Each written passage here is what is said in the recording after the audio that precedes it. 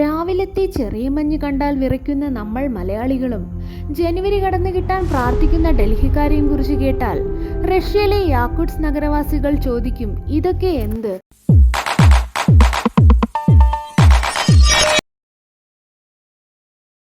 ലോകത്തെ ഏറ്റവും തണുപ്പുള്ള നഗരം അതാണ് യാക്കുട്സ്. നവംബർ മുതൽ ഫെബ്രുവരി വരെ ഇവിടുത്തെ താപനില -31°C മുതൽ -51°C വരെ പോകും. -64°C താഴെ പോയിട്ടുണ്ട് ഇവിടുത്തെ താപനില. 2018 മഞ്ഞുകാലത്ത് ഇവിടെ പലരുടെയും കൺപീലികൾ ഉറഞ്ഞു പോയിരുന്നു. ഇത്രയും തണുപ്പുള്ള സ്ഥലത്ത് എത്ര പേർ ജീവിക്കും, എങ്ങനെ ജീവിക്കും എന്നൊക്കെ സംശയം തോന്നുന്നത് സ്വാഭാവികമാണ്. എന്നാൽ യാക്കുട്സ്കാർക്ക് ഇതൊന്നും യാതൊരു പ്രശ്നവുമല്ല. തണുപ്പിനോട് ഏറ്റുമുട്ടാതെ ഇരിക്കുക എന്ന ലളിതമായ തത്വമാണ് അവരുടെ അതിജീവന രഹസ്യം. ശരീരത്തിന് ചൂടുറപ്പാക്കുന്ന വസ്ത്രധാരണമാണ് അതിൽ ഏറ്റവും പ്രധാനം.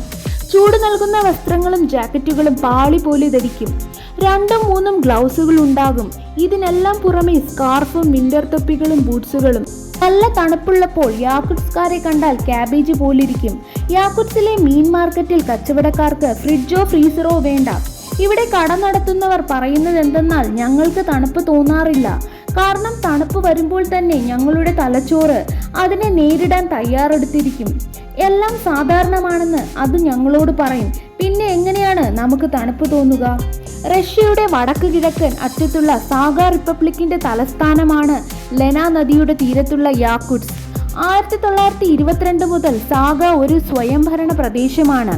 റഷ്യയിലെ ഏറ്റവും വലിയ പ്രവിശ്യയാണെങ്കിലും 10 ലക്ഷത്തിൽ താഴെ മാത്രമാണ് സാഗയിലെ ജനസംഖ്യ. യാക്കുട്സ് നഗരത്തിൽ 3.5 ലക്ഷത്തിലേറെ പേർ താമസിക്കുന്നുണ്ട്. സൈബീരിയക്കാരായ യാക്കുട്സുകളാണ് ജനസംഖ്യയിൽ പകുതിയും. 39% റഷ്യൻ വംശജരുമുണ്ട്. കൊടുന്തണുപ്പാണ് യാക്കുട്സിനെ വാർത്തകളിൽ എത്തിക്കാറുള്ളത്. എന്നാൽ 2022 ജൂലൈയിൽ വൻ കാട്ടുതീ പടർന്നു പിടിച്ചു. ലോകമെമ്പാടും യൂട്യൂബർമാർ വ്ലോഗിങ്ങിന് എത്തുമ്പോൾ ഇവിടെ ആരും വരാത്തത് ഇവിടത്തെ അസഹ്യമായ തണുപ്പ് കാരണം തന്നെയാണ്. -71°C ഇവിടെ രേഖപ്പെടുത്തിയ ഏറ്റവും കുറഞ്ഞ താപനില. വാഹനവുമായി നഗരത്തിൽ ഇറങ്ങിയാൽ ഇവിടെ ആരും വണ്ടി ഓഫ് ചെയ്യില്ല. ഷോപ്പിങ്ങിന് പോകുമ്പോഴും വണ്ടി സ്റ്റാർട്ട് ചെയ്ത് ഇട്ടിരിക്കും. ഇല്ലെങ്കിൽ തിരികെ വരുമ്പോൾ എഞ്ചിൻ ഓയിൽ തണുത്ത് ഉറഞ്ഞ് വാഹനം ഡ്രൈവ് ചെയ്യാൻ പറ്റില്ല. പലരും വീട്ടിലെ ചൂടാക്കുന്ന കാർ പോർച്ചിലാണ് വാഹനങ്ങൾ സൂക്ഷിക്കുന്നത്.